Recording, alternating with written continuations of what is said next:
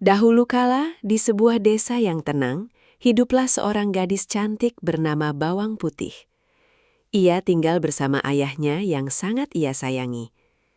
Kehidupan mereka penuh dengan kehangatan dan kasih sayang, meskipun mereka hanya hidup berdua.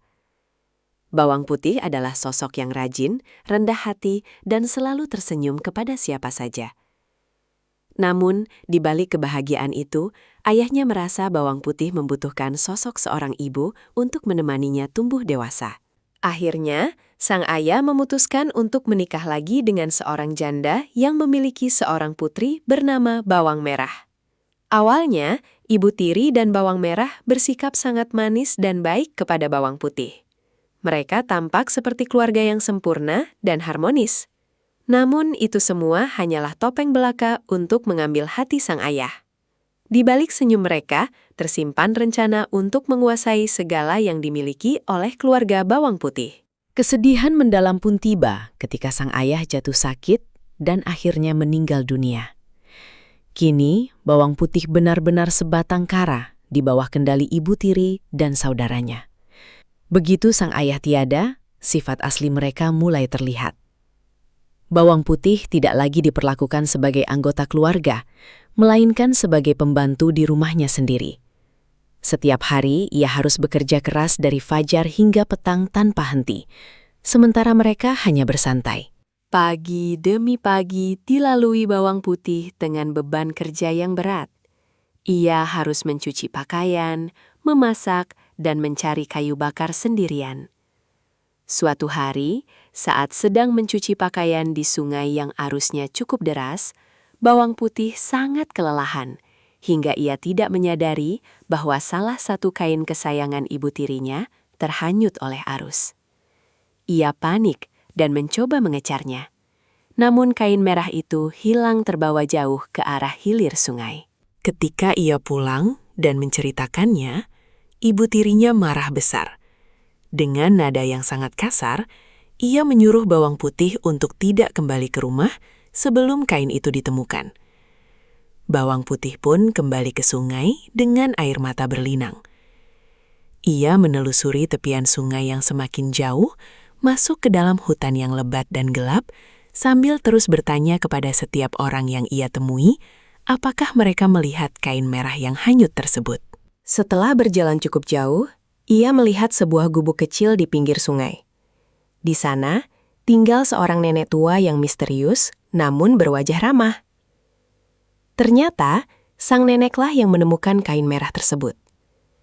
Nenek itu berkata akan mengembalikan kainnya, asalkan Bawang Putih mau membantunya mengerjakan pekerjaan rumah selama 1 minggu.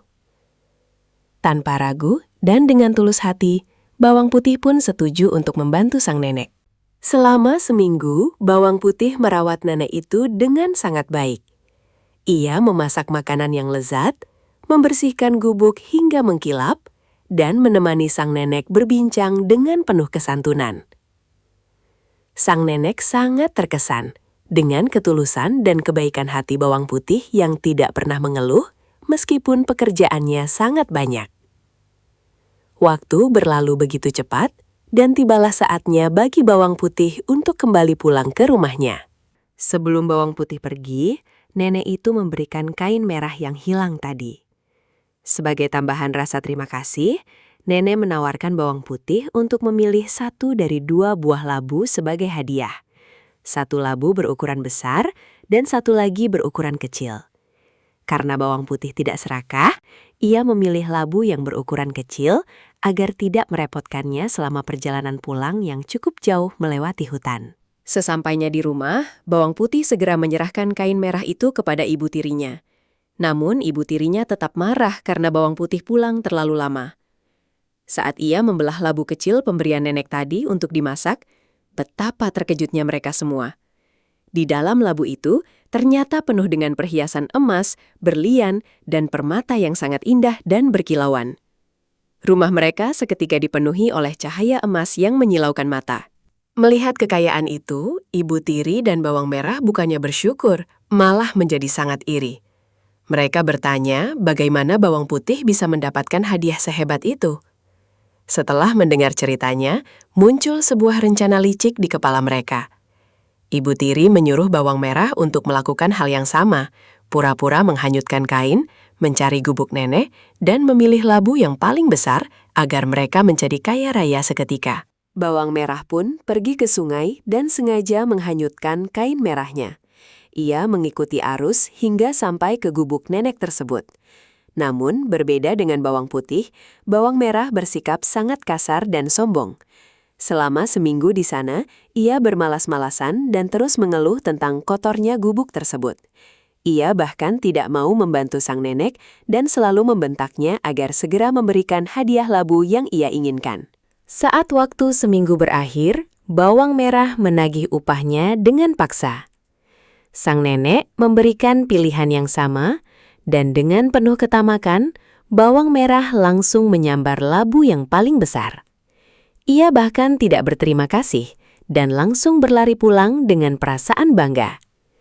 Ia membayangkan betapa banyaknya emas yang akan ada di dalam labu besar itu, jauh lebih banyak daripada milik bawang putih. Setibanya di rumah, bawang merah dan ibunya segera mengunci pintu dan jendela agar tidak ada tetangga yang melihat kekayaan mereka. Dengan penuh nafsu, mereka membelah labu besar itu. Namun, bukannya emas yang keluar, melainkan puluhan ular berbisa, kalajengking, dan binatang melata yang mengerikan. Mereka berteriak ketakutan saat binatang-binatang itu mengejar mereka keluar dari rumah. Itu adalah balasan atas ketamakan dan kejahatan mereka selama ini. Akhirnya, ibu tiri dan bawang merah menyadari kesalahan mereka.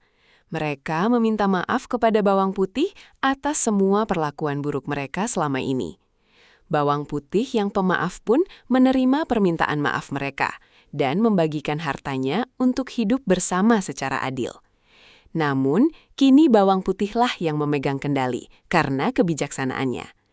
Mereka hidup dengan lebih sederhana namun penuh dengan kedamaian dan kejujuran. Kisah ini mengajarkan kita bahwa kebaikan hati dan ketulusan akan selalu membuahkan kebahagiaan pada akhirnya. Sebaliknya, sifat serakah dan sombong hanya akan membawa petaka bagi diri sendiri. Tetaplah menjadi orang baik, karena dunia punya cara sendiri untuk membalas setiap perbuatan kita. Terima kasih sudah menonton kisah bawang merah dan bawang putih. Jangan lupa like dan subscribe.